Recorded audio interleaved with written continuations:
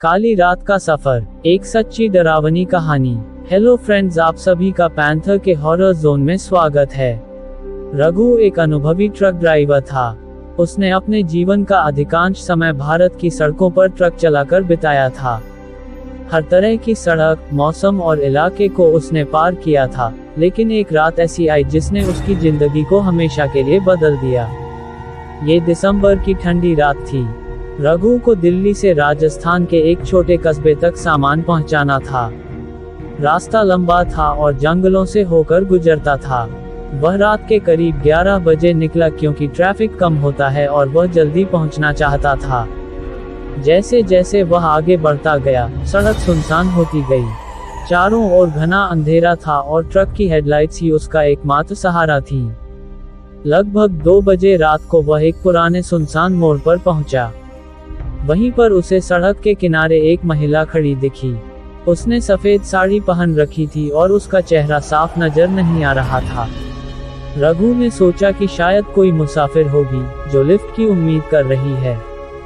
वह रुका और खिड़की से पूछा, कहाँ जाना है बहन? महिला ने धीमे से कहा, थोड़ा आगे, शमशान घाट के पास। रघु को यह अजीब लगा, लेकिन उसने ज्यादा सोचा नहीं और उसे बैठने को कह दिया। महिला चुपचाप आकर ट्रक में बैठ गई। सफर फिर से शुरू हुआ, लेकिन ट्रक में अजीब सी ठंडक फैल गई।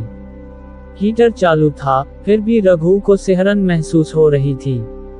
कुछ मिनटों के बाद रघु ने देखा कि सड़क पर कोहरा बढ़ता जा रहा है और ट्रक का इंजन अजीब सी आवाजें कर रहा है।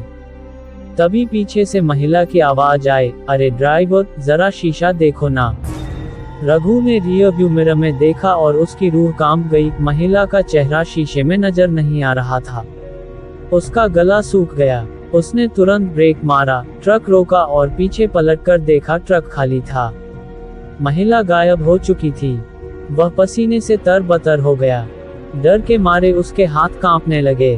वह ट्रक से उतरकर बाहर आया, इधर उधर देखा लेकिन कोई नहीं था।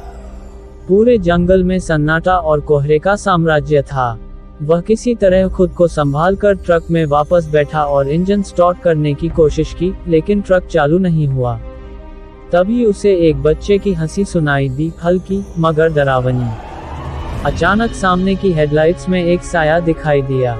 एक औरत, वही सफेद साड़ी वाली, ट्रक के सामने खड़ी थी। लेकिन इस बार उसका चेहरा दिख रहा था, सड़ा हुआ, अधजला और आंखों से खून टपक रहा था। वह ट्रक की तरफ धीरे धीरे बढ़ने लगी। रघु ने जैसे तैसे हिम्मत जुटाई, माला निकाली जो उसकी माँ ने दी थी और जोर से हनुमान चालीसा पढ़ना शुरू किया। तभी इंजन चालू हो गया।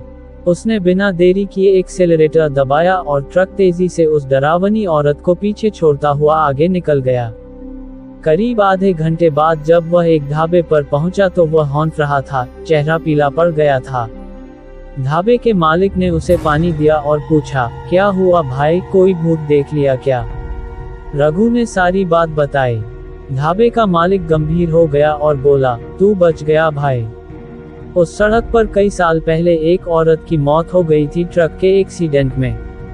तब से हर साल दिसंबर की रात को वो लिफ्ट मांगती है और जो उसे मना कर देता है वो कभी जिंदा नहीं लौटता। रघु ने वो रात ढाबे पर ही बिताई। अगली सुबह उसने शमशान घाट के पास एक मंदिर में पूजा करवाई और उस रास्ते पर फिर कभी ना जाने की कसम खा ली। आज भी जब वह बात करता है तो उसकी आंखों में डर साफ झलकता है। वह कहता है, सड़कें केवल धूल और पत्थर से नहीं बनी होती। कुछ रास्तों पर अतीत की परछाइयां भी चलती हैं। वीडियो पसंद आई हो तो लाइक करना और ऐसी भयानक भूतिया कहानी सुनने के लिए चैनल को सब्सक्राइब जरूर करना।